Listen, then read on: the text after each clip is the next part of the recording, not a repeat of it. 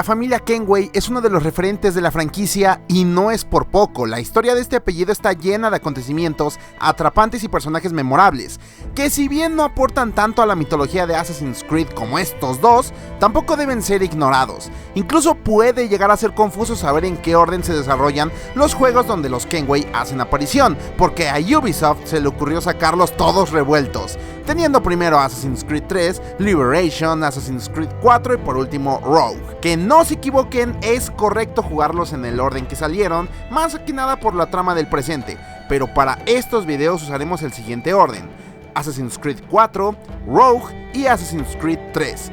Liberation lo consideraré para un capítulo extra, dependerá de sus likes y de sus comentarios. Sin más por el momento, es hora de hacer un repaso para la historia del gran pirata asesino más querido de todos, Edward James Kenway. Así que si es fortuna y aventura lo que buscáis, el capitán Edward Kenway es vuestro hombre, pero no os metáis en sus asuntos, porque ese hombre oculta un misterio que no me atrevo a preguntar.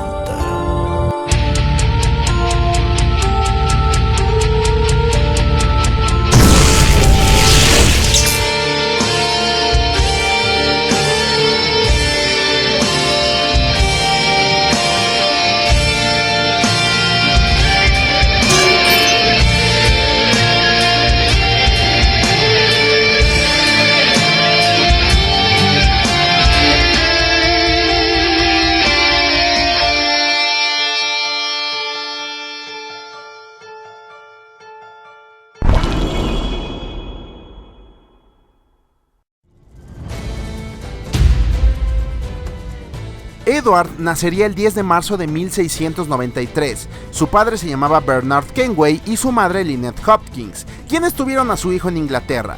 Sin embargo, a los 10 años acabaron mudándose a una granja donde Edward no disfrutaba de tal vida. Desde entonces se notaba que el trabajo pesado y la vida difícil no era su mejor afición. Él aspiraba a mucho más. Cuando cumplió 17 años, conocería al amor de su vida y primera esposa, Caroline Scott. Ese amor se consolidó un año después cuando se casaron, pero fue un matrimonio conflictivo. Edward era un borracho desempleado que no hacía más que pensar en sus sueños y ambiciones como un hombre de muchas riquezas. Deseaba ser un corsario más que nada en todo el mundo. Un tiempo después, Caroline se enteraría que estaba embarazada, lo cual le impide dejar a Edward, pero este decide embarcarse para cumplir su sueño de corsario. Le promete a Caroline que regresaría en un año o dos. Sin pensarlo demasiado, se fue a seguir su sueño, que estaba más cerca que nunca, pero él nunca supo que Caroline estaba embarazada. En 1713 se forjó una alianza entre españoles e ingleses, del cual se creó un tratado que no permitía a los corsarios, dejando a Edward sin trabajo. Y desesperado, él deseaba fama y fortuna, pero si no se le permitía como corsario, tendría que conseguir sus ambiciones y sueños con otro grupo muy particular: los piratas. En 1715, el barco donde iba Edward se vio en conflicto con otro navío. Ambos entraron en combate, pero en el otro barco se notaba una figura encapuchada. Tras la batalla, ambos barcos quedaron destruidos, dejando solo dos sobrevivientes. Uno era Edward y el otro era un asesino identificado como Duncan Walpole. Tras un breve conflicto, Edward mata al asesino y comienza a esculcar sus pertenencias. En ellas había una carta donde se le encargaba entregar un paquete a un tal gobernador Torres, a cambio de una recompensa. En dicha carta revela no conocer físicamente a Duncan Walpole, así que Edward se le ve bastante fácil ponerse la túnica e ir él mismo a cobrar el dinero. Con la ayuda de Stede Bonnet, logra salir del naufragio y se dirige hacia La Habana para la reunión con el gobernador. Al llegar es recibido por dos templarios, Guts Rogers y Julien Ducasse. Cuando llegan con el gobernador, este revela que el paquete contiene unos frascos que podrían ser usados en el observatorio, un lugar que al parecer es muy importante y valioso. Sin embargo, Edward no hace mucho caso y solo se concentra en robar a los templarios mientras estos están hablando de dicho observatorio. Pero a lo que sí presta atención es en lo importante que era, eso sí no lo olvidó. Torres le indica que le pagará al día siguiente, así que Edward se reúne con ellos en los muelles. Ahí se encuentran con un hombre que parece ser un sabio. Ok, aquí hay que hacer un paréntesis obligado, y digo obligado porque odio con el alma el concepto de los sabios, pero tengo que explicarlo para futuros capítulos de la historia. Los sabios en realidad son reencarnaciones de una sola persona, Aita. Si recuerdan, en el primer capítulo les hablé del esposo de Juno, una mujer de la primera civilización que experimentó con su marido una de las medidas contra la llamarada solar, pues ese hombre tiene el poder de renacer cada ciertos años a causa de los experimentos de Juno. Además tiene una característica heterocromía, o sea que sus ojos son de distinto color. Cada vez que vuelven a la vida tienen los recuerdos de Aita desde su nacimiento. Uno de esos recuerdos es la ubicación del observatorio y el cómo utilizarlo. Edward acompaña a los templarios para escoltar a un supuesto sabio llamado Bartolomeo Roberts, pero son atacados por los asesinos, quien planean recuperar al sabio. Edward ayuda a librarse de ellos y cuando ponen al sujeto a salvo solamente le pagan 1000 reales, los cuales eran inferiores a las riquezas que él esperaba. Indignado, Edward decide encontrar el observatorio él mismo y venderlo al mejor postor. Para ello planea secuestrar al sabio, pero al llegar a la celda descubre que los templarios ya habían descubierto su treta, acabando en un barco lleno de esclavos como prisionero. Su compañero, un hombre llamado Adewale, lo ayuda a liberarse de las cadenas. Juntos liberan un grupo de prisioneros matando a los guardias en el proceso. Al final secuestran un navío y escapan de la tormenta. La nave es bautizada como el Jackdaw. Kenway nombra a Adewale como su oficial de cubierta y juntos llegan a Nassau, un pueblo donde los piratas van a descansar. Ahí se reúnen con Barba Negra, James Kidd y Benjamin Hornigold. Parece que los ingleses intentan atacar Nassau e incluso han puesto a capturar piratas en la zona. Edward los libera con éxito e incluso tiene otro encuentro con el templario Julian Ducasse, donde acaba asesinado bajo su ojo, obviamente. James Kidd lo lleva a la mansión del templario que asesinó. Ahora Edward podía vivir ahí y usarlo como su cuartel general personal. Al ver sus habilidades al asesinar a Ducasse, Kidd le menciona a nuestro pirata que deben reunirse en la isla de Tulum, pues tenía algo que mostrarle. Sin decir mucho o el por qué, Edward acaba siendo dominado por la curiosidad y llega al lugar solo para ser sorprendido por un montón de capuchados blancos. Al abrirse paso entre los asesinos se encuentra con Kidd. Ahí conoce al asesino Atabai, el mentor del lugar, quien le cuestiona sobre Duncan Walpole. Edward le revela que lo asesinó, robó su ropa y continuó con su traición para conseguir el dinero de la recompensa, lo cual ocasiona el desprecio del mentor, pero Kidd lo convence de que Edward tiene potencial y puede ayudarlos a encontrar al sabio. Así que entran a un templo donde Kidd le cuenta sobre los caminos de la orden.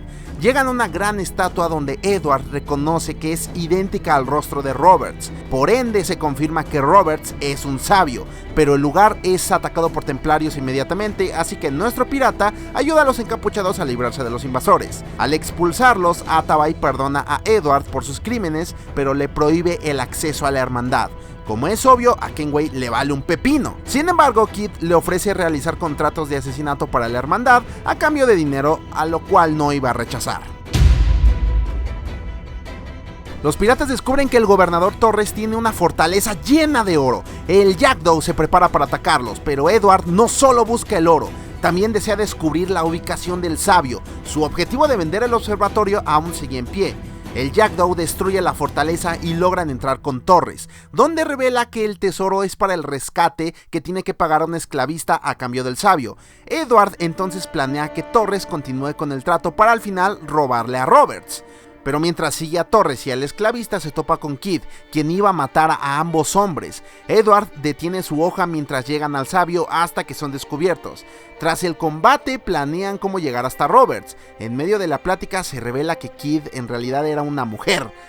Sí, claro, nadie se había dado cuenta. Resulta que ocultaba su identidad bajo el nombre de James Kidd, pero en realidad se llama Mary Reed. Tras la revelación llegan a la mansión del esclavista. Edward lo asesina, pero Roberts no está por ninguna parte. Al escapar, Mary le dice a Edward que guarde su secreto de su hombría o le cortará los huevos, literalmente. Tras varias aventurillas al lado de Edward, su amigo Barba Negra decide dejar su vida como pirata y celebrarlo con una gran fiesta. Ahí el viejo le cuenta a Edward que sabe de un barco de esclavos que podría ser navegado por el mismísimo sabio Roberts. Entre tanto desmadre, Kenway mira a un hombre actuando bastante extraño y decide seguirlo, hasta que llega con un capitán que revela que atacarán la fiesta. Muy tarde lanzan una bengala y comienzan el bombardeo. Kenway corre hacia su Jackdaw, donde Barbanegra ya estaba esperándolo. Juntos buscan derrotar a los atacantes, hasta que desarman un enorme navío de guerra. Ambos abordan y combaten con mucha furia, pero eran demasiados guardias. ¡Podríamos haber sido héroes!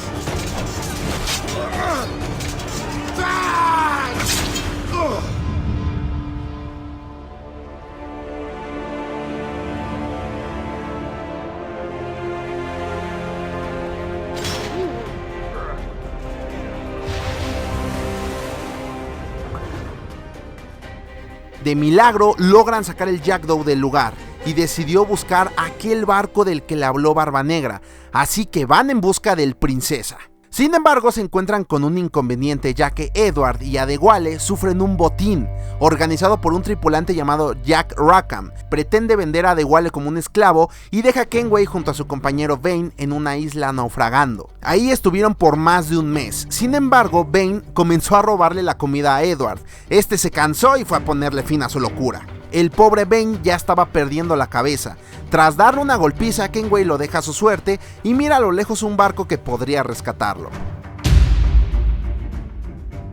Para suerte de Edward, Rackham no supo qué hacer con el Jackdaw, así que Adewale y Kid lograron recuperarlo. De este modo, Kenway recupera su navío. Pero sus ambiciones de encontrar al sabio y con ello la gran fortuna aún estaban en su mente. Y en efecto encuentra a Roberts, pero ambos llegan a un acuerdo. Matarían a los templarios que lo perseguían y en cambio Roberts llevaría a Edward al observatorio. En efecto, Kenway cumple con su promesa y en el proceso logran recuperar los frascos de sangre. ¿Y para qué sirven, por si se lo preguntan? Cuando introduces la sangre de un individuo en el frasco y lo colocas en el observatorio, puedes ver lo que el propietario de la sangre está mirando en tiempo real. O sea que si alguien usa tu sangre en el observatorio, podría ver contigo el canal de Golden a medianoche. Por fin llegan al observatorio, donde Roberts lo activa sin problemas y le muestra a Edward lo que puede hacer. Como era obvio, Roberts traiciona a Kenway y además decide entregarlo a las autoridades, quienes ofrecían una enorme recompensa por él. De este modo, Edward es encarcelado en una cárcel de Jamaica. Pero no solo eso, ahí se encuentra a sus amigas Mary Read y Anne Bonny, siendo enjuiciadas por actos de piratería. Sin embargo, las chicas aplican un truco: al estar embarazadas no pueden ahorcarlas, por lo que están inmunes hasta que sus bebés nazcan. 4 meses después, Edward es sorprendido por Atabay, lo libera y le pide que ayude a soltar a Mary y a Bonny. Le da sus hojas ocultas y se adentran a la prisión. Dentro se encuentran con Vane, quien fue encontrado en la isla y encarcelado. Desgraciadamente su locura aún continuaba, así que Kenway no pudo hacer nada por él, lo dejó ahí. Pero logró llegar hasta la celda de Mary. Ya había tenido a su bebé, pero se lo quitaron apenas nació. Sin embargo, parece estar bastante enferma, no puede ni siquiera pararse. Aún así, eso no debía importar, tenían que salir de ahí rápidamente, los guardias los habían escuchado. Y Edward comienza a cargarla, tratando de ayudarla a salir, mientras Tabay sacaba a Bonny. Kenway trata de ayudar a Mary, pero ella no puede caminar del dolor, es insoportable.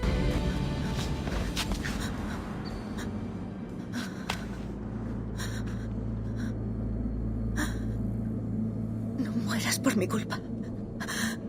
Vete. Eres una terca. Mierda. Se suponía que tú me sobrevivirías. Ya he hecho mi parte. Te toca a ti. Si vinieras conmigo, podría. Mary. Estaré contigo, Kenway. Siempre.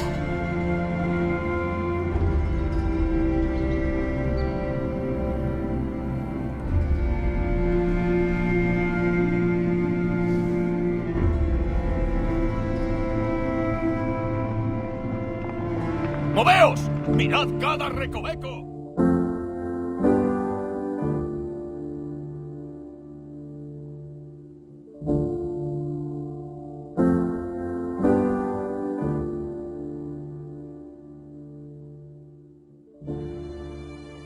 Edward cae en desesperación, no consiguió nada, no tiene fortuna y sus amigos se han ido o han muerto.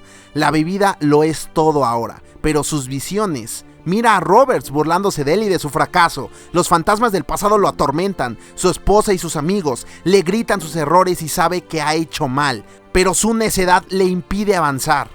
En el fondo sabe lo que tiene que hacer. No más de 2 años. ¡Me lo prometiste! ¡Te fuiste cuando más te necesitaba! ¡Era toda tuya! ¿Por qué esta vida errante? ¡Es que no te hago feliz! ¡Estoy tan cerca, Caroline! ¡Por favor, déjame hacerlo! Todo lo que haces es por puro rencor, Edward. No me mueve el rencor, sino el coraje. ¿Coraje para qué? No queda nadie en tu vida a quien le importes. Dios os maldiga a todos.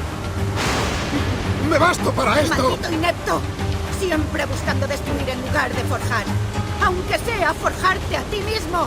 ¡Déjame en paz! ¡Cambia el rumbo, Edward! ¡Cambia tu maldito rumbo antes de que sea tarde! Tras una noche alocada de alcohol, despierta en la orilla de una playa donde es recibido por Adewale. Este le dice que cuando se sienta listo visite a los asesinos. Por si se lo preguntan, Adewale se convierte en un gran asesino y fue capitán de su propio navío. Pero esa historia es para un capítulo extra, recuerden comentarios y likes si lo quieren. Edward decide dirigirse a Tulum, donde Atabay lo recibe más amigablemente. Kenway quiere redimirse y está dispuesto a unirse a la hermandad. De este modo es enviado a una serie de tareas de asesinato para arrebatar el poder a los templarios.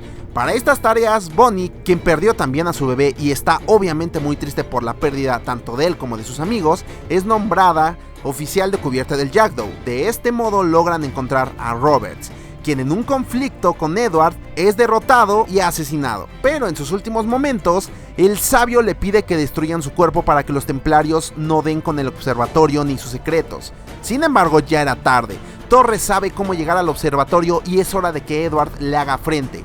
Luego de muchos obstáculos, Kenway acaba con el gran maestre templario y lo asesina, sellando así de una vez por todas el observatorio, al menos hasta que otro sabio aparezca o renazca en un futuro. Todo parecía haber terminado, pero antes de irse, Atabay le pide unirse a los asesinos oficialmente. Sin embargo, Edward quiere volver con su esposa para arreglar las cosas. Le había prometido que se iba a ir solo 1 año o 2 y el viaje se había extendido mucho más de lo previsto. Sin embargo, tras oír esto, Tabay le da una carta. En ella se revela que Caroline ya había fallecido y tuvo una niña de Edward llamada Jennifer. Edward pide que lleven a su hija al Caribe con él para después irse a Inglaterra. Le pide a Bonnie que lo acompañe, pero esta lo rechaza. Con el barco de su hija llegando, era hora de marcharse. That I had, I spent it in good company, and all the harm that e'er I've done, alas, it was to none but me. And all I've done for want of wit to memory now I can't recall. So felt the parting glass. Good night and joy be with you all.